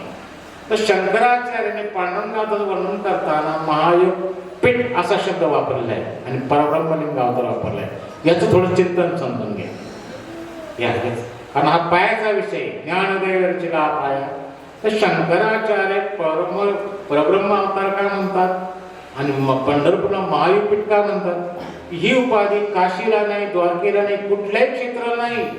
जगन्नाथपुरी धाम आहे, रामेश्वर धाम आहे, बद्रीनाथ धाम आहे. ह्या धामाने एवढा दर्जा दिला नाही जो दर्जा शंकराचार्यांनी पंढरीला दिला. महायोगपीठ असं का म्हटलं शंकराचार्य. तर शंकराचार्याने आईला म्हटलं, आई तू ज्यावेळेस बोलवशील संकट असेल बस माझा धाकर मी येईल. आणि शंकराचार्य वयाच्या 13व्या वर्षी काशीला आचार्य असताना ते आपल्या शिष्याने वेदांत शिकवत असताना त्यांच्या लक्षात आलं की आई माझी आठवण करते. शंकर जन्म केरळ प्रांतामध्ये कालाडी गावामध्ये झाला आणि आई अंतर्नात पडली होती. शेवटची घटका मजत होते, आयुष्य संपणार होतं आणि आई धावत बाळशंकर. तर शंकरांच्या लक्षात आलं की आई बोलवते मला. शंकराचार्य काशीतून आकाश मार्गाने आपल्या घरी उतरले केरळ प्रांतामध्ये आणि आईजवळ पोचले. आईचं दर्शन, आई तुझी काय इच्छा आहे. बाळशंकर तू वेळेस आला, माझी अंतिम इच्छा आहे बाळशंकर, आता माझे प्राण जाणार आहे, तू दिलेल्या वचनाबद्दल तू वेळेस आलास शंकर.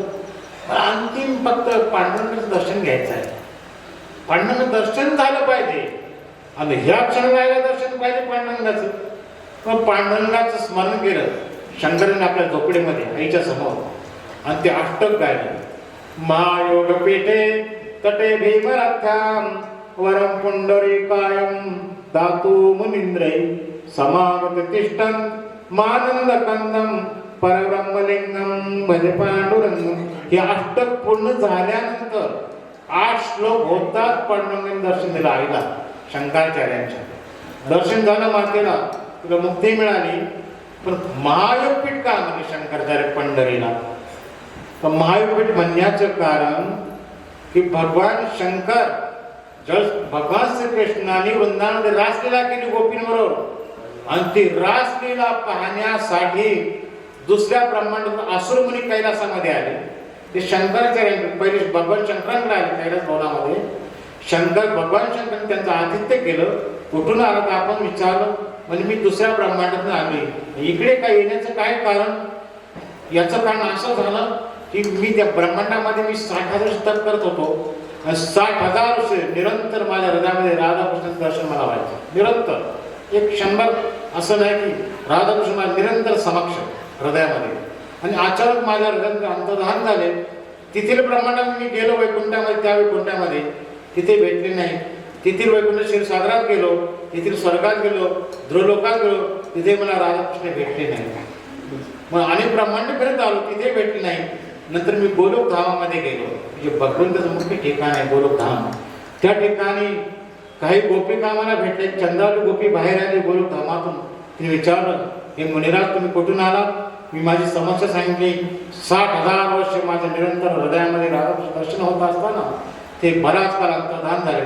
तर चंद्रावली गोपी सांगितले, मुनिराज आता राधाकृष्ण परिपूर्ण रूपाने प्रेष्णीगर्भ नावाच्या ब्रह्मांडामध्ये रासलीला करीत आहे. ह्या ब्रह्मांडाचं नाव प्रेष्णीगर्भ ब्रह्मांड. जसं आमच्या वाडीचं इंगवलेवाडी, त्या ब्रह्मांडाचं नाव प्रेष्णीगर्भ ब्रह्मांड.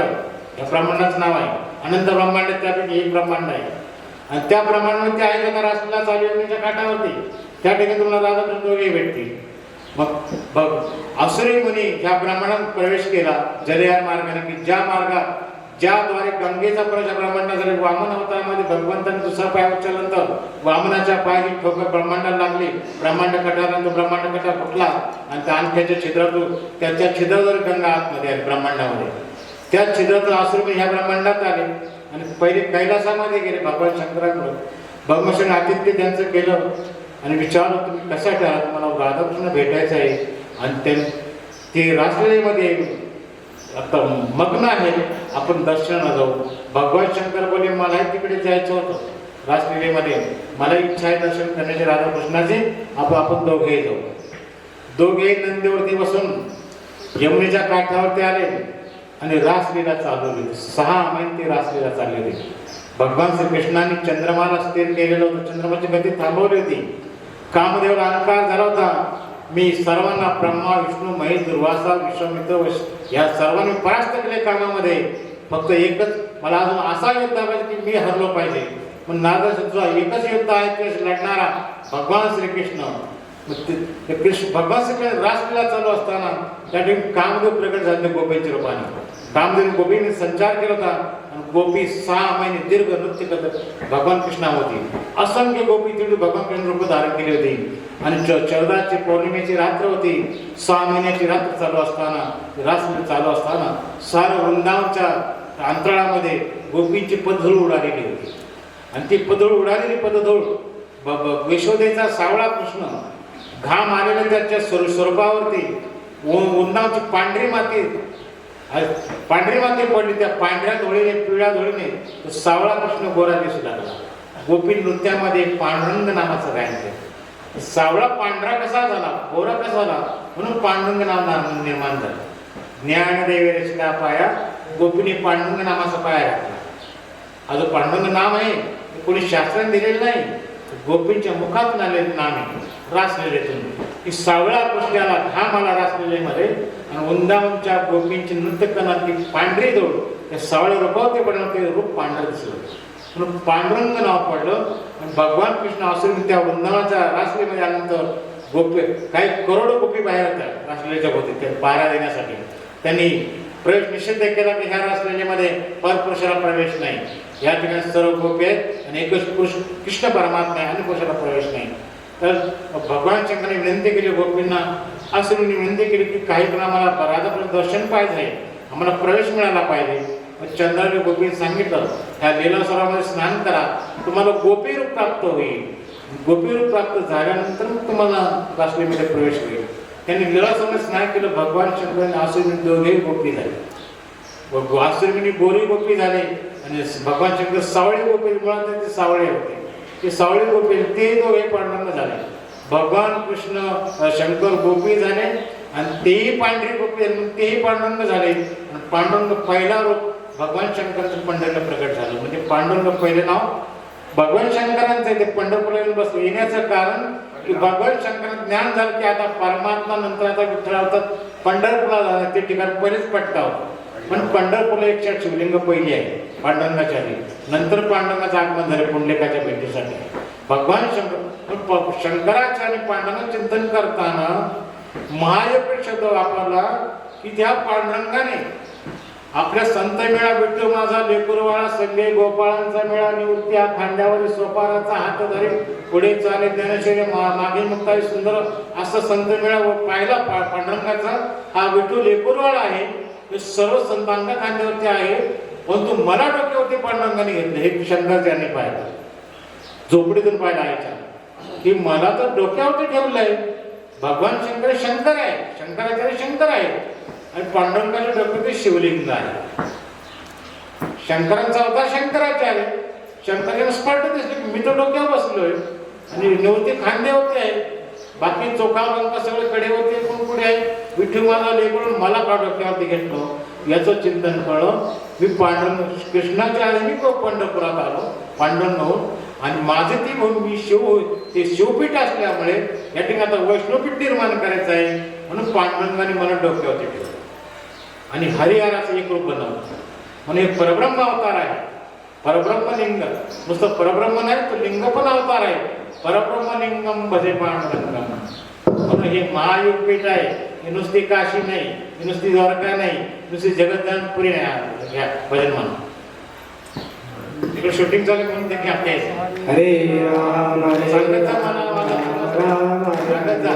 हरे कृष्ण कृष्ण कृष्ण हरे हरे हरे राम राम राम हरे हरे हरे कृष्ण कृष्ण कृष्ण हरे हरे हरे राम राम राम हरे हरे हरे कृष्ण कृष्ण कृष्ण हरे हरे हरे राम राम राम हरे हरे हरे कृष्ण कृष्ण कृष्ण हरे हरे हरे राम राम राम हरे हरे हरे कृष्ण कृष्ण कृष्ण हरे हरे हरे राम राम राम हरे हरे हरे कृष्ण कृष्ण कृष्ण हरे हरे हरे राम राम राम हरे हरे हरे कृष्ण कृष्ण कृष्ण हरे हरे हरे राम राम हरे हरे हरे कृष्ण कृष्ण कृष्ण हरे हरे हरे राम राम हरे हरे हरे कृष्ण हरे राम राम राम हरे हरे हरे कृष्ण कृष्ण कृष्ण हरे हरे.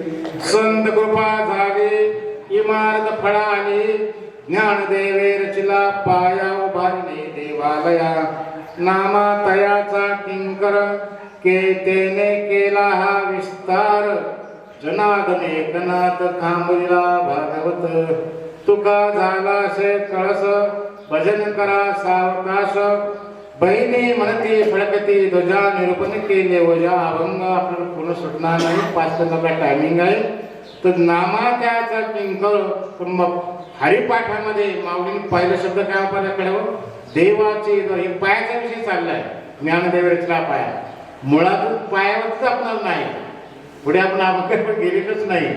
ज्ञानदेव रचला पाया तर स्वतंत्र एक ग्रंथ ज्ञानेश्वरी आहे. ज्ञानासाठी अमृतानुभव आहे आणि सर्वांसाठी माऊलीने जाता हरिपाठ सांगितला. ज्यावेळेस माऊलींना समाधी घ्यायची होती समाधी आसनावरती बसले पांडुरंग परमात्मा रुक्मिणी माता सारे संत नामदेव संत हजर झालेले होते. माऊली समाधी आसनावर बसले समाधी लागत नव्हती. मग माऊलीने सांगितलं तुम्ही आमच्या काकांना बोलू ना केंद्रला जावा. नामदेवांना सांगितलं तुम्ही केंद्रला जा आमचे काका आहेत कान्होराज महाराज ते आल्याशिवाय मला समाधी लागणार नाही. आणि काकांनी त्यांचा सांभाळ केला बऱ्याच वेळामध्ये आपल्या या भावंडांचा आणि ते गुरु पण होते अधिकारी संत होते. नामदेवांना 4 तास लागले आळंदीहून केंद्रला पुन्हा जाऊन येण्यासाठी त्यावेळेस आणि त्या 4 तासामध्ये माऊली हरिपाठ सांगितलाय शेवटचा ग्रंथ आणि तो मोक्षासाठी सांगितलाय सर्वांसाठी सांगितलाय. बद्ध मुमुक्षु साधक सिद्ध योगी सर्वांना तो एकच ग्रंथ सांगला हरिपाठ आणि हरिपाठाचा पहिला आहे पहिलं कडे देवाचे द्वारी उभा क्षणभरी तेने मुक्ती चारी साधियला हरिमुखे मना पुण्याची गणना कोण करे. त्याच्यामध्ये माऊली प्रश्नचिन्ह मांडलेलं आहे. हरिनामाचं असं सामर्थ्य आहे हे सामर्थ्य मला सांगताना मला एकही विभूती माझ्या नजरेसमोर येते याचं पुण्याचं मापन कोण करेल असं माऊलींनी प्रश्नचिन्ह मांडलेलं आहे की हरिनामच माझं एवढं पुण्य आहे, एवढं पुण्य की याचं पुण्याचं मोजमाप कोण करणार? ही व्यक्ती ह्या जगामध्ये नाही, ही शक्ती ही बुद्धी या जगामध्ये नाही. त्या जगामध्ये ब्रह्मा विष्णू महेश आहेत, ते अंतिम लोकपाल आहेत, त्यांच्यापेक्षा कोणी मोठे नाही. पण त्यांना सुद्धा वाजा केला आहे की ही मोजमाप करू शकत नाही. पुण्याची गणना कोण करेल? देवाचे द्वारी भाक्षण भरी तेने मुक्तीचारी साधीला. हरिनामाचं पुण्य असं आहे की देवाच्या द्वारामध्ये एका क्षणामध्ये 4 मुक्ती मिळतात. देवाचं द्वार, इथे मी देवाचं द्वार आहे, देवाचं द्वार, देवाचं वैकुंठचं द्वार, स्वर्गद्वार, क्षीरसागरद्वार असा अर्थ नाही. देवाचं द्वार अनंत ब्रह्मांडामध्ये मुक्तीचा मोक्षाचा ईश्वरपदाचा अधिकारी फक्त मनुष्य आहे. मनुष्य शरीर हे देवाचं द्वार आहे. नुसतं मनुष्य मिळालं ते भगवंत मिळाला असा अर्थ नाही. त्या मनुष्य शरीराला गुरु मिळाला पाहिजे, गुरु हे दुसरं द्वार आहे. त्या गुरुकडून नाम हे तिसरं द्वार मिळालं पाहिजे आणि नामाकडून दशमद्वारामध्ये जीवाशिवाचं ऐक्य होतं ते दशमद्वार आहे.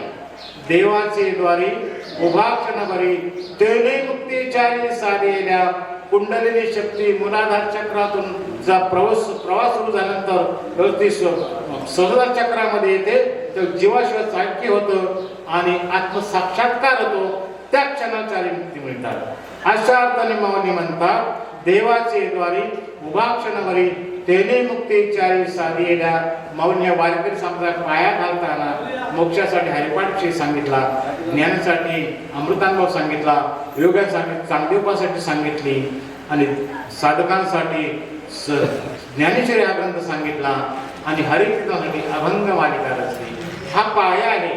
ज्ञानदेव रचिला पाया उभारले देवऱ्या. आमच्या वाडीमध्ये आज 50 वर्ष माऊलींचं आगमनाने होऊन साजरं होत आहे. या ठिकाणी माऊलीची मूर्ती फेटायची नाही. माऊलींचे खरं स्वरूप हेच होतं, पण फेट्याची मूर्ती सर्वत्र दिसते. विदर्भाचे संत गुलाब महाराज आंधळे होते, जन्मांध होते आणि त्यांनी स्वतःला ज्ञानेश कन्या मानलं होतं. मी ज्ञानेश्वरांची कन्या आहे असं त्यांचा भाव होता. आणि त्यांना मासिक धर्म पण सुरू झाला होता. स्त्रीप्रमाणे मासिक पाळी सुरू झाली. ज्ञानेश्वर स्वतःला ज्ञानेश कन्या मानत होते.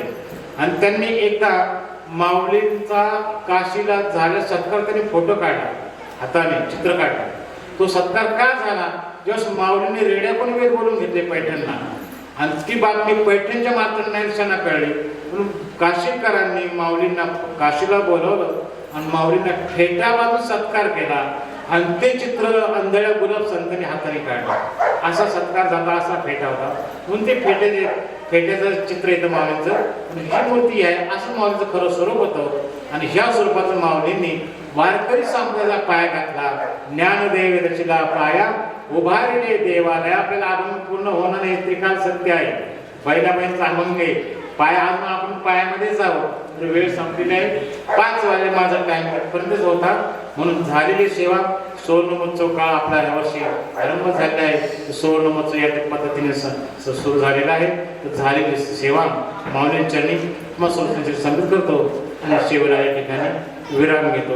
आता विश्वात्मके देवे हे देवायज्ञ तोषावे तो शुभे मज द्यावे हे खळांचे व्यंकटी सांडू तया सत्कर्मे रती वाढू होता परस्परे पडो दुरितांचे केर जाऊ विश्व सुधर्म सूर्य पाहू तो देवांचे डोळे लावू प्राणीलाद वर्षते सकाळ मंगळी ईश्वरिष्ठांची मांडी आली अनवरत मंगळी भेटती उदा धला कल्पतरुचे हार चैतना चिंतामणीचे गाव बोलल्या हे पियुषांचे चंद्रमेयालांछन मार्तंड हे दाबहीन हे सदाही सर्व सज्जन सोयरे तू हिमौला सर्व सुखी पूर्ण हो निखिल लोकी भजिवादी मुखी अखंडित आनंदो विशेषी लोकी दृष्टा दृष्ट विजय हो आवेजी हे धमने श्री विश्वेश्वराओ आओ ईरान बजाओ हे देव रे नामदेव तुझे सुखिया झालं ये देव रे ज्ञानदेव सुखिया